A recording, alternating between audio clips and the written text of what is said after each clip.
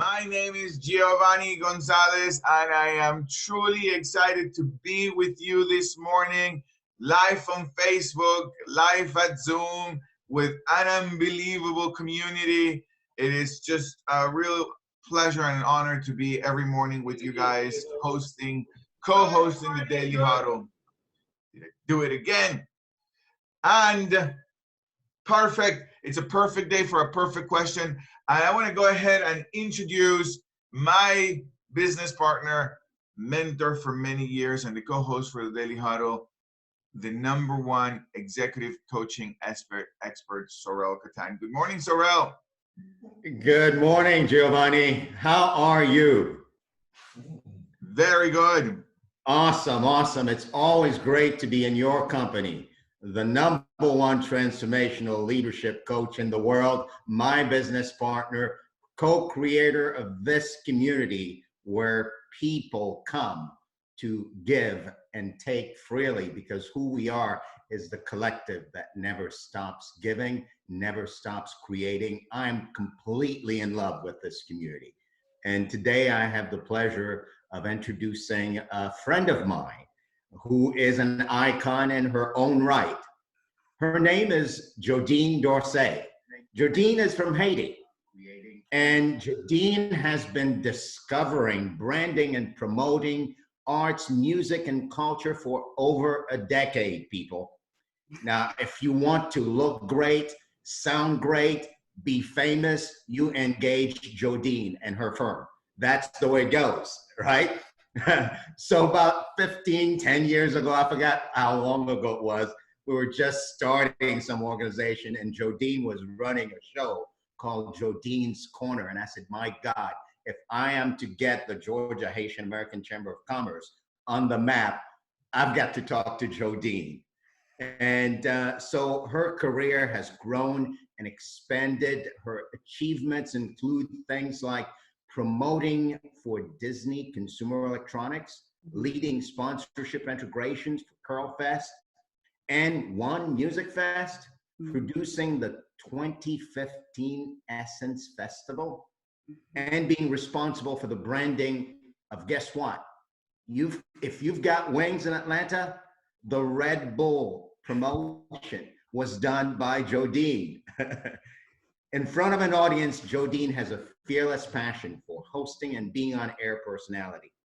From her former radio days at WBCX 89.1 FM in Atlanta, to now she is the host of the world-renowned Apollo Theater's Music Cafe in Harlem that spotlights emerging music artists.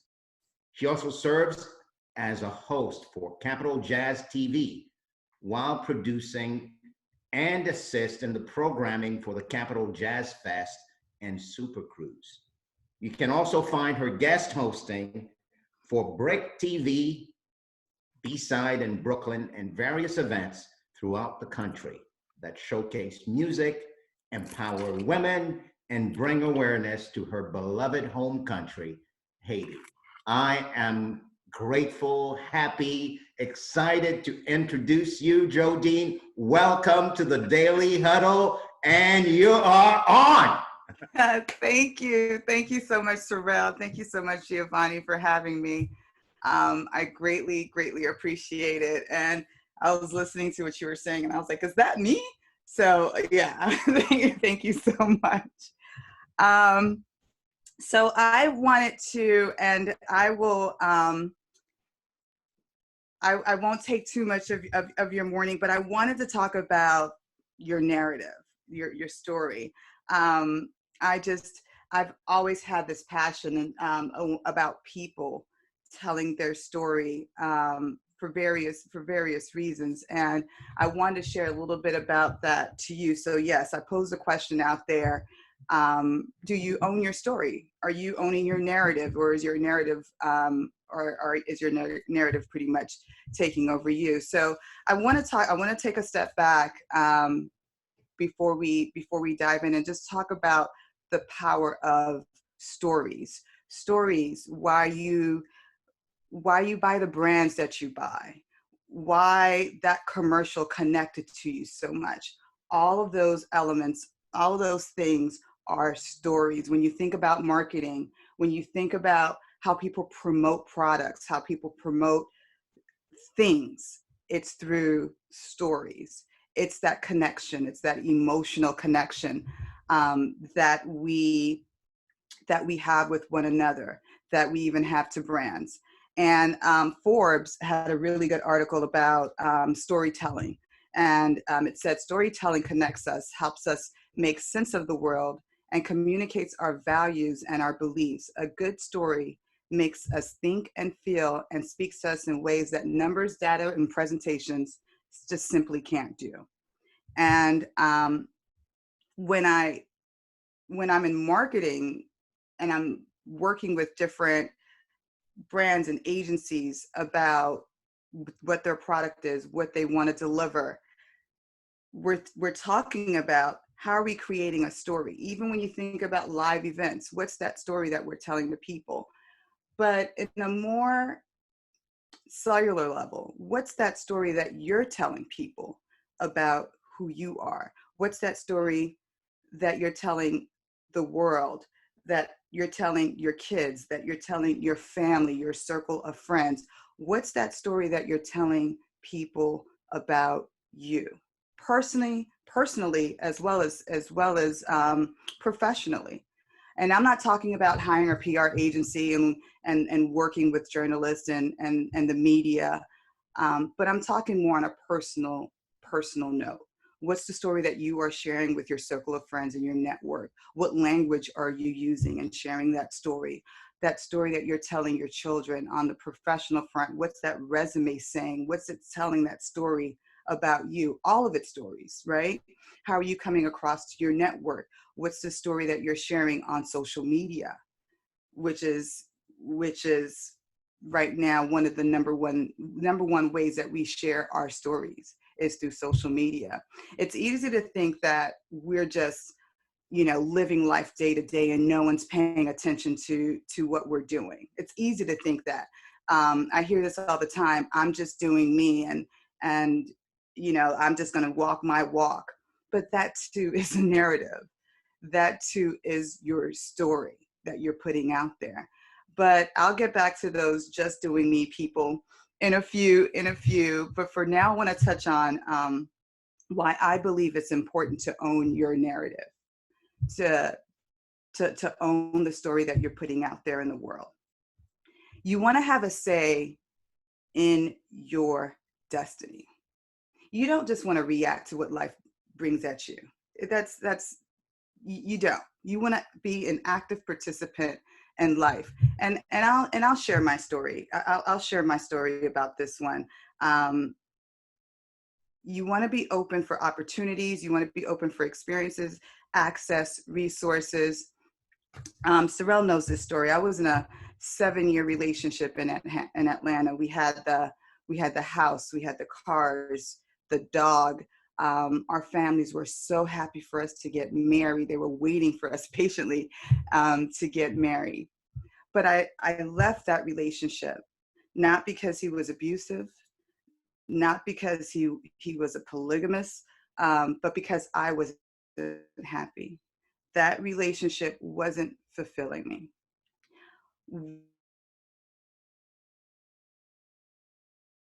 Friends, like some of my intimate friends and some of my intimate family members knew that I wasn't happy in that relationship either. But what story was I telling my family and friends if I would have gone down that path of not being fulfilled? What story am I leaving behind for my nieces? So I ended up leaving and moving to New York with I think it was like $1,500 and a friend who said I could stay with her. And I was very open about my story because it's my story, it's my narrative, and the narrative that I wanted to share with the world was how I went through that cycle with my feelings. I was open, I was transparent. I told my family and my friends. And by doing so, I met some amazing women that also went through a similar experience, who thought they were alone in that situation, leaving the perfect life to pick up and go somewhere else where you you don't know anyone and you only have a couple of dollars because you weren't being fulfilled in a relationship. That's the narrative that I shared, and I connected with so many amazing women that went through the same situation. And that's the story, and not only that, but that's also the story, the learning moment that I'm leaving for my nieces, is that you don't have to settle. You don't have to not be fulfilled. And that's what I chose to share. Another reason why owning your narrative or telling your story is so important is for healing. It's for healing, for people to hear your stories and heal and grow, but it's also healing for you. I'll tell you a story. Back in 1993, I think it was 1993. I was raped. I was date raped, and it took me about 2 years to tell a soul. I didn't share that with anyone. I took on those feelings. I went through that emotion. It was a traumatic part of my life. You think about it every day because you don't know who to talk to about that, because it's a date rape. And who did I open up to when I first decided to tell that story? It wasn't my mom. It wasn't my sisters. It wasn't my close, intimate friends or my college roommate. It was a room full of strangers, a room full of women that wanted to learn and wanted to understand the rape culture climate in colleges and things of that nature. I decided to use that as a platform to speak about my trauma. Now, I don't want to take away from therapy and counseling, which is when it comes to trauma, which is imperative and important for some folks to go through. But for me, that healing of that trauma was through telling that story. That's the narrative that I shared. That's the story that I put out there. And when I decided to do that, I didn't allow the trauma to overcome me. And I didn't allow the trauma to be that power behind me. I didn't allow it to take over my life. I didn't give it that power, not at all, because I was sharing my story and I was putting my narrative out there about my trauma. So it wasn't only just healing for others that been through the same thing. It wasn't only just healing for the people in the room, but it was also a healing experience for me. So owning that narrative, going through and sharing that story helps in the healing process and the growing process as well. Another important reason why I think it's and this is all just, here's some thoughts, here's what I think. I think that owning your narrative helps dictate the legacy that you leave behind. Now, I'm a Scorpio, very clear, I'm a Scorpio. So Scorpios, I'm a little fascinated with the transition process of when we transition. I'm a little fascinated with death. And I'll tell you another story about a cousin of mine that lived in Atlanta, and he passed away, and I was responsible for putting his funeral together. And we were a little bit close in age. We actually had the same birthday. Our birthdays fell on the same day. And I was very curious on what people would say about him. How are they going to remember him? What's the story that he left behind? Some of it was positive, some of it was great, but some of it was challenging as well, challenging to hear about his situation. But all of those decisions that you make help dictate the legacy that you leave behind, how you show up in that memory, how you show up when people are reflecting on who you are. And it helps you, in my personal opinion, give you such a different outlook on owning your story and the outlook on your life.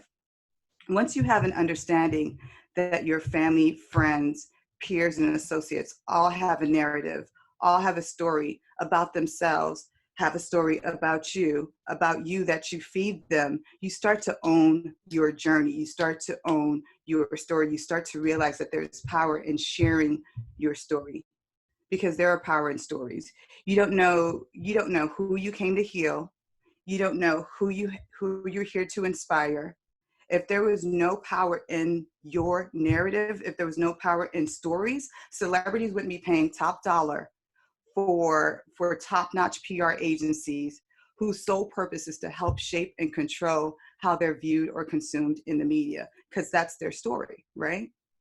I have a passion for people telling their stories, and I've always been curious about people walks of life. It would take my older sister to share with you, like when I was 6 or 7, how she'd lose me in the store because she'd have to and start looking for me, and she'd find me outside talking to the homeless people in the front by the front door, or leaning on the counter talking to the store clerk. Because even at that age, I was always curious about who people were. What was their story? What are they sharing with the world? And I've always wanted to know. I've always had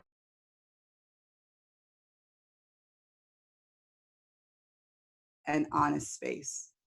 So during this pandemic, I tapped into my passion and started a web series called The Silver Lining.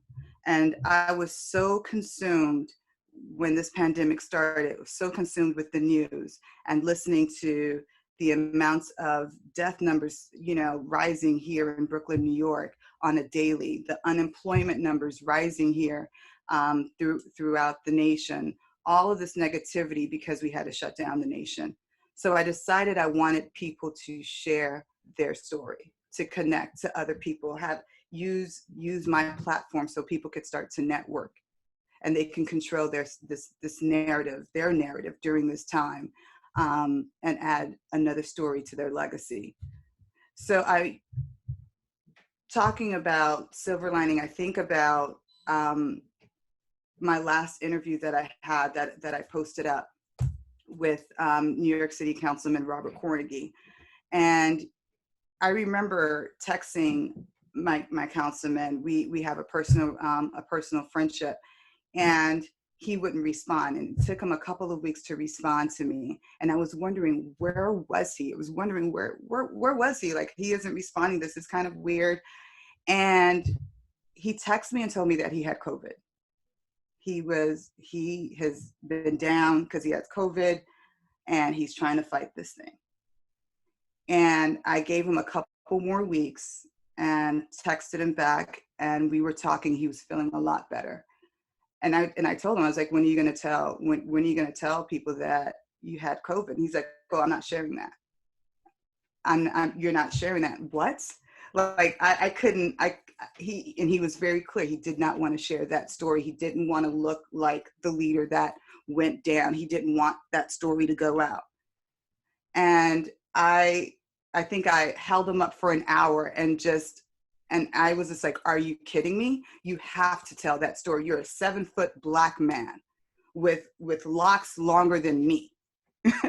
And people see you as a leader. There's a camera always in your face. You have to tell that story. There's so many people right now that are suffering. There's so many people that are trying to figure this out. There's people with anxiety. You just can't go back out and act like nothing happened. You have to share the story, control this narrative, tell people what you've been through.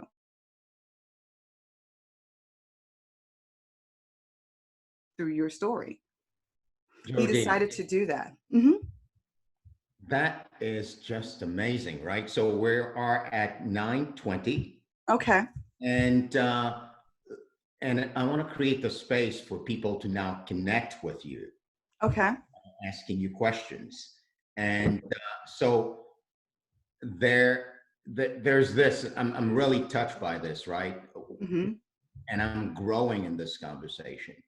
And what I'm hearing you say is, as a businessman, as a father, regardless of who I am or what I'm doing in life, mm-hmm. when I don't tell my story and own it, it owns me.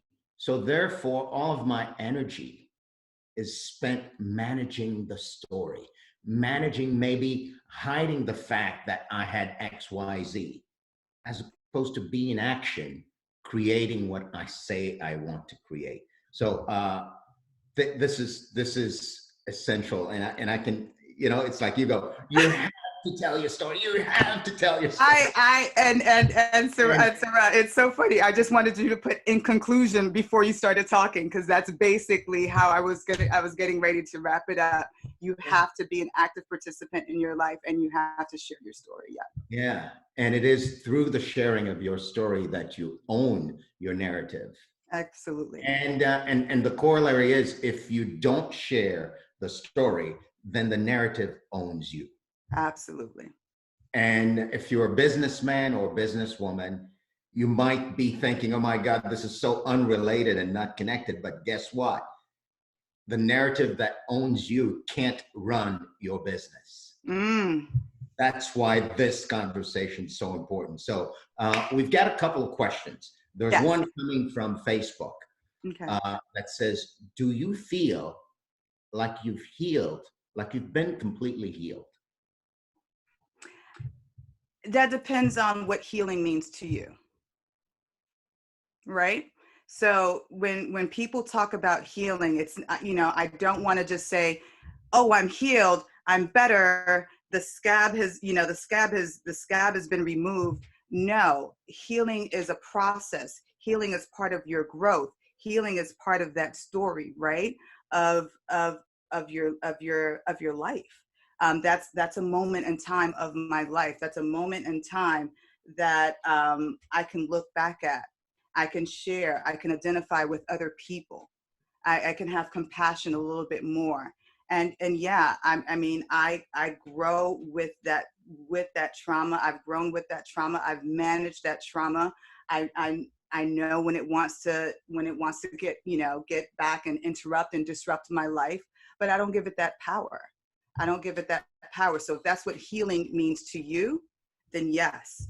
If healing is another, you know, it all depends on how people look at what healing is for them. And I feel like I've managed that trauma in my life. So healing isn't an event. Healing is actually a process. Yeah. Continually telling the story and the narrative. That's a cool way to look at it.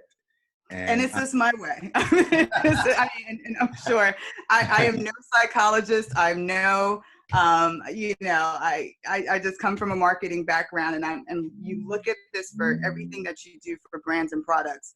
And when you start owning it for your life, it just gives you a different perspective. Awesome. I'm curious to hear what others are thinking. Giovanni, anyone in the live virtual studio audience, what do you want to say? I have to tell you, it's like I have to jump in. This is such a beautiful conversation, Jodine. Thank you so much for bringing it, and the authenticity is so refreshing. And I think it touches all of us, in never mind what journey we're in.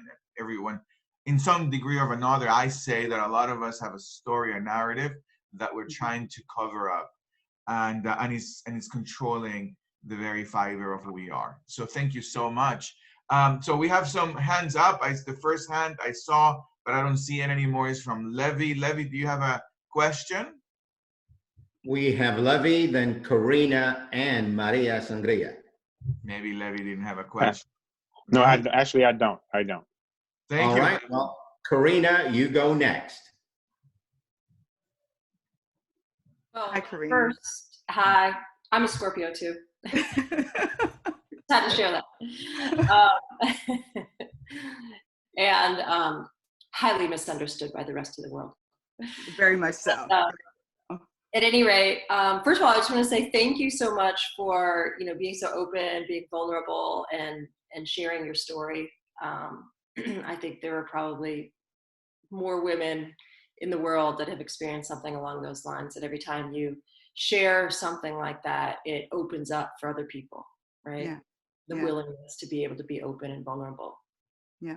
So I've had my fair share of things that I would not, I don't want to talk about, but at the same time, I know every time I open my mouth, it gives power to the people around me, especially, right? Absolutely. And makes the story less Exactly. less Exactly. yeah. Exactly. So I guess I was curious because you're sort of like this pivotal point with your friend with locks longer than you, and I was curious, like, what did that bring out for him in his sharing? It was really like what I kept wondering. I mean, I think, you know, I think we've talked since I've, you know, shared his story, and he's also shared it with news outlets here, you know, since we've spoken. And it's not the story of, oh my gosh, our councilman was sick. Oh my gosh, he was a victim of COVID. You know, this is just horrible. This is the worst. It's a story of, oh my gosh, our councilman had COVID and he overcame it. And here's how he overcame it. And you could start to use that in your everyday practice. That's the story that I wanted him to craft, to kind of get out there. And absolutely he did it. And people can connect with him. You're mortal now. Like you're not only a leader, but you're a leader that I can connect to, because you've gone through, or you're going through some of the things that I've gone through. And it makes it a better connection for the folks that live in your district, for the folks that lean on you as a leader. They can connect to you, and you know, once as a leader, great folks to have that are loyal to you. Yeah, we have a family friend who, thank you. We have a family friend who actually also got it and got through it. And she has been sharing, she shares a lot on Facebook, the whole step-by-step. And she's actually a family astrologist. And she was in New York for a big convention and lives in the Midwest. Anyway, short story. She's a part of like a survivor support group. Yes. Karina. And it's interesting. Yes. Yeah.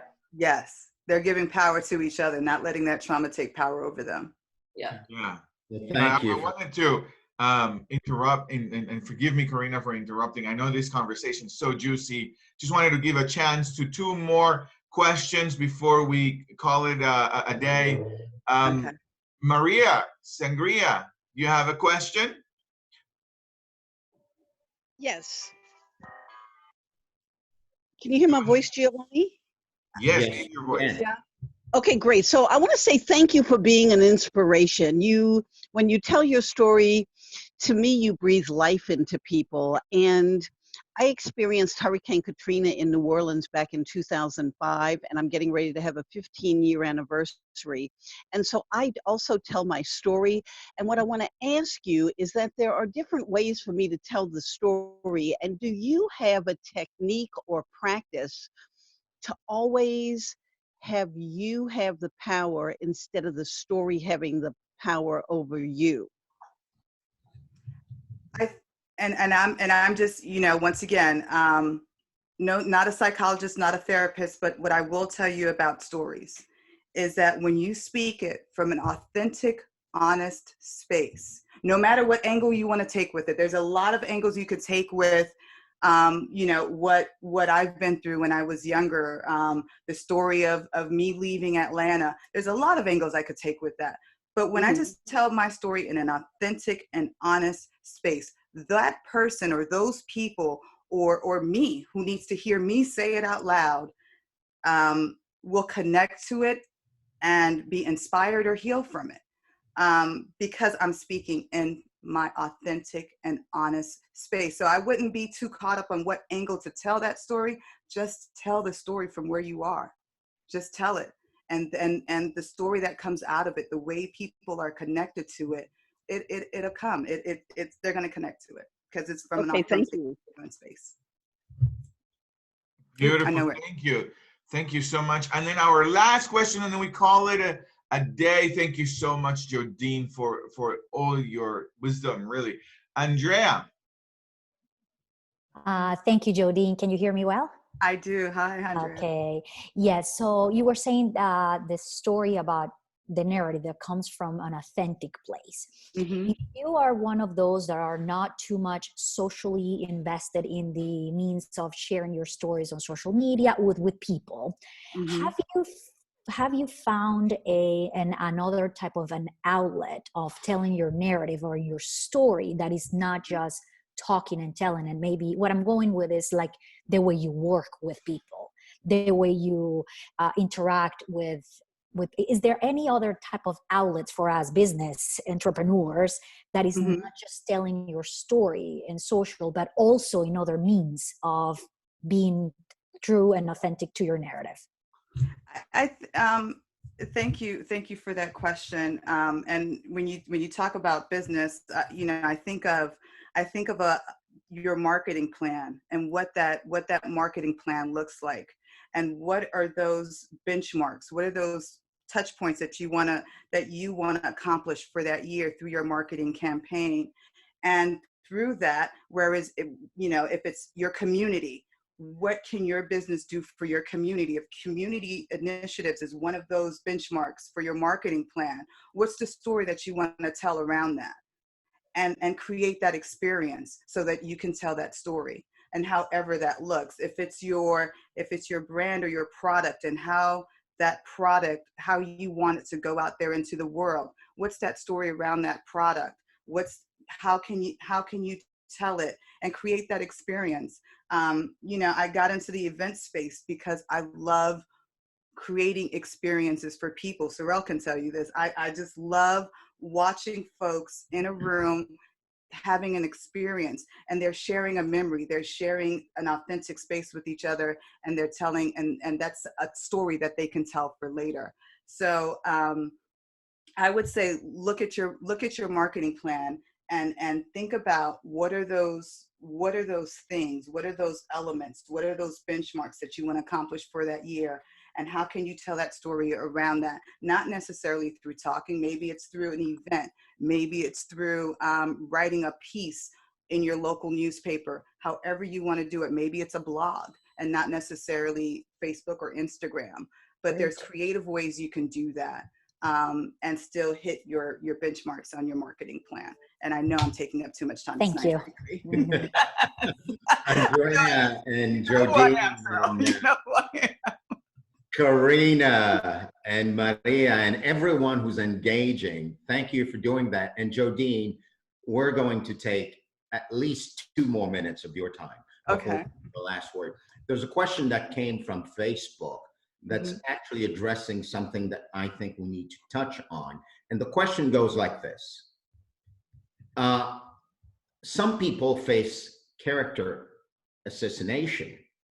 Do you feel it's a bad thing when they are so private and introverted that they never spend the energy to tell their side of the story? Is it always the right thing to do to rectify for people who have?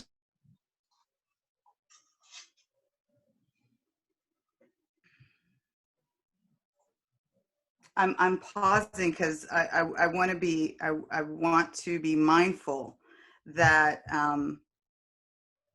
everyone, not everyone is an extrovert. People are introverts. People are interdependent on people. Even if you're the loner that sits in your living room and you don't go out much, but you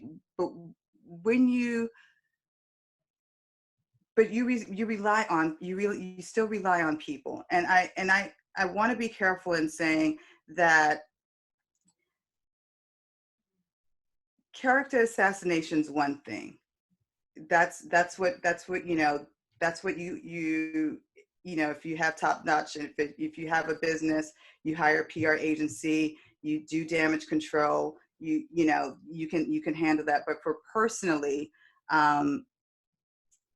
when I talk about telling your story, it's coming from a space of you want to control that story that you share with the world. People are going to have their opinions about you, people are gonna, you know, some folks are gonna have opinions about you. Some folks are gonna create negative stories about you. That's on them. But the choices that you've made are the choices that you've made, that you decided to walk through life based on the story that you want to tell. And I don't want, you know, the introvert, extrovert, it really doesn't matter. If you're coming from a space of how you want to tell that story, how you want to leave that legacy, that doesn't matter. What matters is how the story is that what's the story that you're leaving behind.